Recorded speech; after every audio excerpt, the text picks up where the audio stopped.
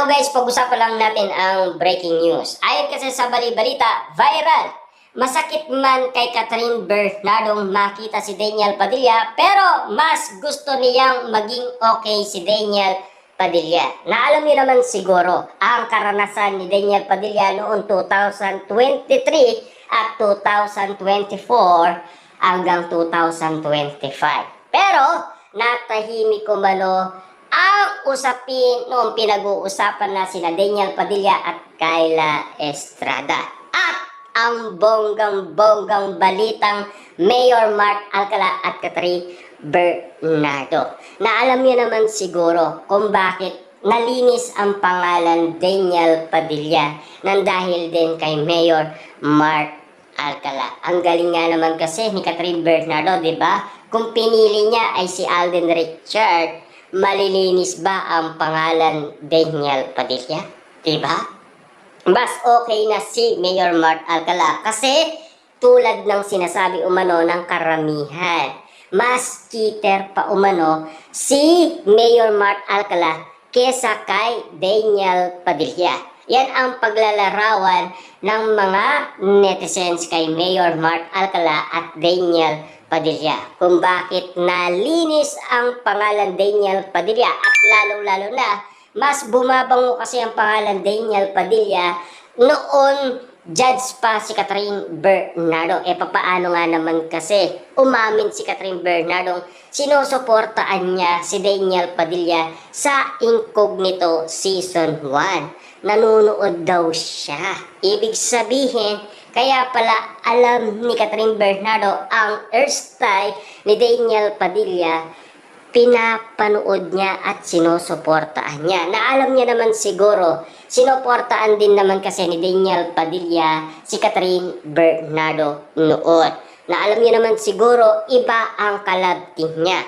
Si Alden Richard. Dapat ay si Daniel Padilla, kaso nga lang nagpahinga si Daniel Padilla. At lalo-lalo na pinaliwanag naman ni Daniel Padilla na mahirap tanggapin, pero para sa kanya good yun.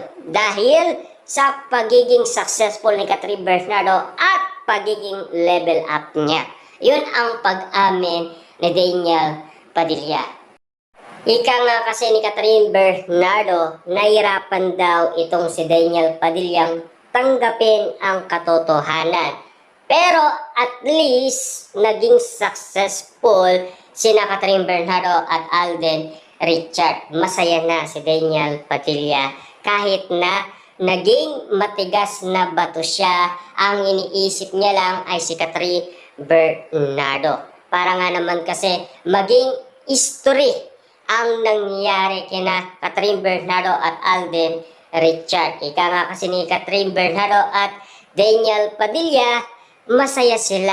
At yung pangako ni Catherine Bernardo, inalay niya yon kay Daniel Padilla sa kanyang pagiging successful sa Hello, Love, Goodbye. Yun ang pangakong binitawan ni Catherine Bernardo. Na ngayon ay inaayaan ni Catherine Bernardo si Daniel Padilla. Masakit man tanggapin, pero yun ang katotohanan para sa dalawa, para maging successful ang kanilang pagiging solo era. Alam niyo naman siguro sa ganitong sitwasyon na pinag-uusapan, sa malamang ay naiintindihan nyo na ang ibig sabihin ni Daniel Padilla at Catherine Bernardo. Inaayaan lang nila ang isa't isa para nga naman kasi magtagumpay dahil sa kanilang mga pinapangarap. Na ngayon ay handa na silang lumagay sa bagay na ikakasaya ng mga Dilulo fans, ang kasalan na pinag-uusapan at resibo daw ayon kasi sa bali-balita. Totoo na nga ba kasi ang bali-balitang naging resibo kina Daniel Padilla at Catherine Bernardo kung bakit inahabol-habol sila ng ABS-CBN at tapusin muna ang nasabing bagong movie ng Katniel. Walang iba kundi ang After Forever. ever. Na alam niyo naman siguro, handang-handa si Daniel Padilla at Catherine Bernardo. Kaya nga naman kasi, mabilis silang pumayag. Pero ang inaasaan ng karamihan, baka si Catherine Bernardo ay aayaw kapag si Daniel Padilla ang makapartner niya. Buti pa daw kung si Alden Richard. Wow, grabe ha. Pero ang hindi nila alam, matagal nang pumayag si Catherine Bernardo kay Daniel Padilla.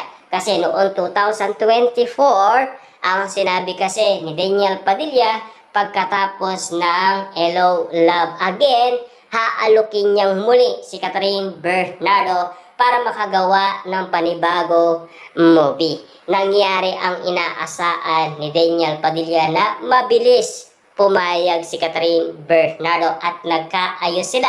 Ika nga kasi ng bali-balita na starstruck daw si Catherine Bernardo na tila naging marupok na naman si Catherine Bernardo tuwing nakikita niya ang isang Daniel Padilla na matagal-tagal niya ring inibig ng 11 years. Yan kasi ang pagkakataon na pinag-uusapan. At least, yan ang ugot ng karamihan kung bakit nga naman kasi napapag-usapan ngayon sina Daniel Padilla at Catherine Bernardo.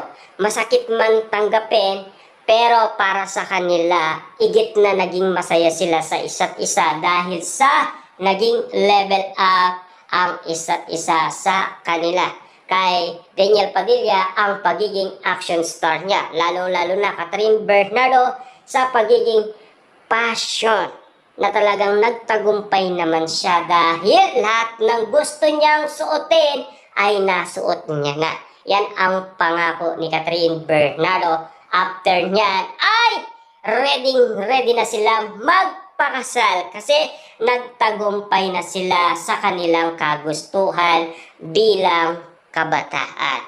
Kung alam niyo lang siguro at kung babalikan niyo lang ang sinabi ni Catherine Bernardo kay Daniel Padilla, ang ini-expect niyo, yan talaga ang mangyayari. Kung ano ang nakikita niyo sa kanila, yun ang tinutupad ngayon ni Catherine Bernardo at Daniel Padilla. Inaayaan lang nila ang isa't isa para magtagumpay naman kung walang Daniel Padilla sa tabing ni Catherine Bernardo at kung walang Catherine Bernardo sa tabi ni Daniel Padilla. Kita niyo naman, kahit wala ang isa't isa, at least nagtatagumpay naman sila sa pagiging solo era. Masakit man para kay Catherine Bernardo makita si Daniel Padilla, pero masaya pa rin si Catherine Bernardo. Inaayaan niya na si Daniel Padilla, hindi tulad noon. Selfie si Catherine Bernardo na alam niyo naman siguro pinapartner noon si Daniel Padilla kay Sarah Geronimo. Ayaw ni Catherine